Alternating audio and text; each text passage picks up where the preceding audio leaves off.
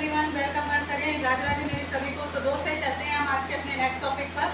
हमारा जो next topic है वो हुआ है आज क्लास 11 का चैप्टर नंबर है 1 एंड चैप्टर 1 क्या है हमारा सेट्स, जिसको हम हिंदी में क्या बोलते हैं, समुच्चय भी बोलते हैं। तो समुच्चय, अगर हम सेट की बात करें, सेट होता क्या है, ए वेल डिफाइंड कलेक्शन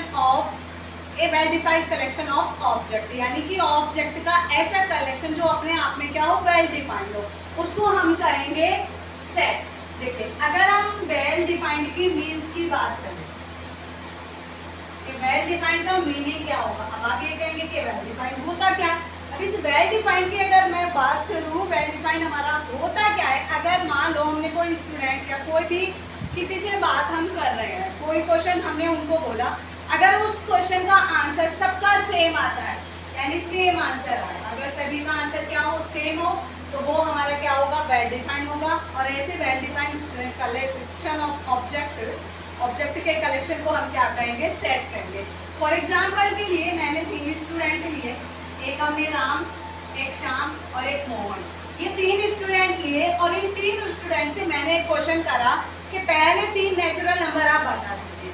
तो जब पहले 3 नेचुरल नंबर की हम बात कर रहे हैं, तो राम ने हमें आंसर करा 1 2 3, श्याम ने भी आंसर करा 1 2 3 एंड मोहन ने भी आंसर करा 1 2 3, यानी कि तीनों का आंसर जो है वो सेम है।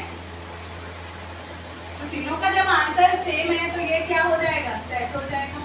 इसी टाइप से अगर मैं इन तीनों से ही बात करूं कि पहले कोई 4 होल नंबर बता दीजिए, तो राम ने आंसर करा 0 1 2 3, श्याम ने भी आंसर करा 0 1 2 3 एंड मोहन ने भी आंसर करा 0 1 2 3। उस कंडीशन में भी तीनों का आंसर क्या आता है, सेम आता है। तो ये भी हमारा क्या हो जाएगा, एक सेट हो जाएगा, ये भी सेट हो जाएगा, ठीक है। लेकिन अगर कोई क्लास है, मान लो फॉर एग्जांपल के लिए एक क्लास है, क्लास में 40 स्टूडेंट है। अब इन 40 स्टूडेंट्स में से मैंने 2 स्टूडेंट को कलेक्ट करा, एक तो बॉयज है और एक गर्ल्स है।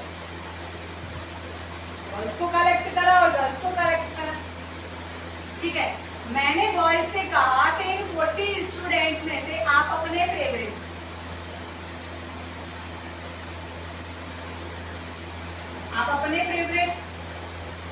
स्टूडेंट का कलेक्शन करिए, और गर्ल्स से भी कहा कि इन्हीं 40 स्टूडेंट में से आप भी अपने फेवरेट स्टूडेंट का कलेक्शन करिए, ठीक है। तो गर्ल्स का जो आंसर है, मान लो गर्ल्स किसी को पसंद करती है, हो सकता है बॉयज को भी पसंद करे, हो सकता है गर्ल्स को भी पसंद करे, सेम एज बॉयज के कंडीशन भी हो सकता है कि वो गर्ल्स में भी किसी को पसंद करता हो और बॉयज में भी उसके। तो यानी दोनों का जो आंसर है वो कंडीशन ये बनती है, पॉसिबिलिटी ये बनती है, तो दोनों के आंसर क्या होंगे, डिफरेंट होंगे। जब डिफरेंट आंसर होंगे तो ये हमारा क्या होगा, सेट में